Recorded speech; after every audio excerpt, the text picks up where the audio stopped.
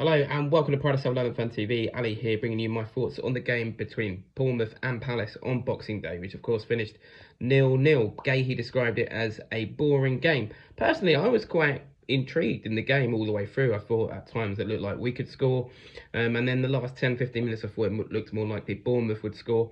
And then in the end I was probably quite pleased to come away with a point. I think respect the point. It's a good point against a very informed Bournemouth team. I think what it left me with a feeling of really was, I think we're quite a good team this season. I think we're a quite good team, but there's nothing extra on top. You know, we're lacking quality in key areas at the moment. And I think right now we look like a side who could finish anywhere between 11th to 15th. But that's it. I don't feel like anything special is going to happen this season. I think for us to really kick on, we still miss a fit Adam Wharton, bring in quality from deeper positions.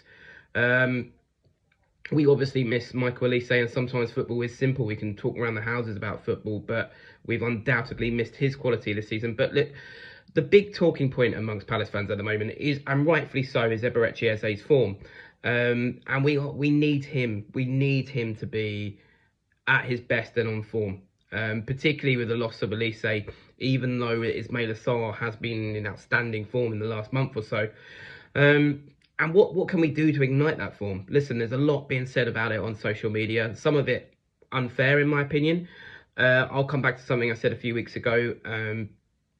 Form is temporary and class is permanent. And, you know, Eberechi Eze is a player who Saka described as the player he was most impressed with in England training at the start of the Euros. I mean, that quality hasn't gone from him. And we saw sparkles of that at Bournemouth. You know, there was one shot he pulled off that pulled out a good save from the goalkeeper, but it's not consistent enough.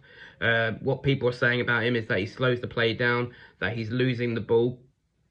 Listen, I think Eze's this season is best described in this way, really. It didn't start well for him with the disallowed goal against Bournemouth. He just didn't. Sorry, Brentford on the opening day, their disallowed goal. He just never seemed to get any momentum into his season. You know, there was that great goal against Brentford on the opening day. And he just couldn't. After that, he kept missing chance after chance. And you just felt like one needed to go in for him to pick up some momentum, to ignite his season.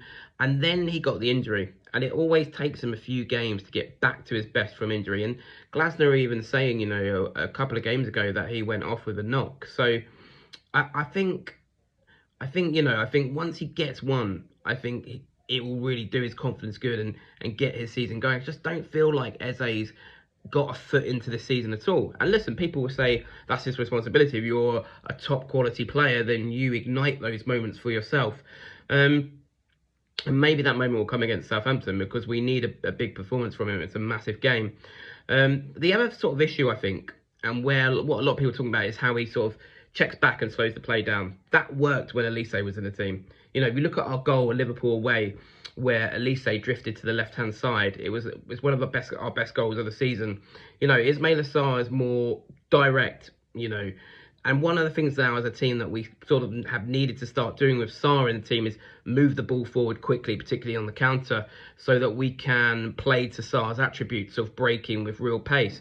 And I think that's where Eze needs to kind of get used to that. You know, I think as a team we've had to adapt, and Glasner has said this himself with the players that went out and the players that went in. And I don't know. I also don't really feel at the moment that the system's suiting him. I think it's reminding me a bit of when he used to play on the left of in a 4-4-2 under Roy Hodgson in the sort of the COVID era. Except I think he's got a bit more freedom in this system, and I like this system.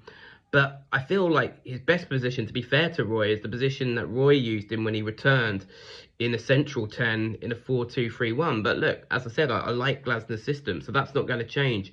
And Eze did play well in this system towards the end of last season. So, I don't know. Listen, I would definitely not drop him. I think that's madness. I think you have to keep faith in what is undoubtedly still our most talented player at the football club. It's up to Glasner to sort of work on on ways to ignite him and get the best out of him. But it's also up to Eze himself now to step up.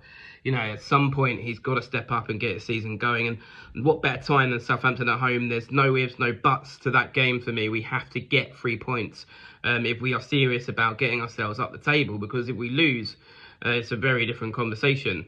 Man of the match at Bournemouth for me was Lacroix. I thought he was brilliant. Some great recoveries. His pace was just such a massive asset against a very good Bournemouth team.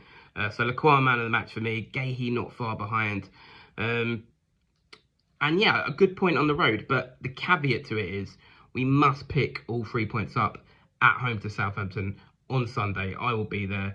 Let me know your thoughts on the Bournemouth game, in particular on Eberechi Eze. What are your thoughts on him at the moment? It is the big talking point amongst Palace fans.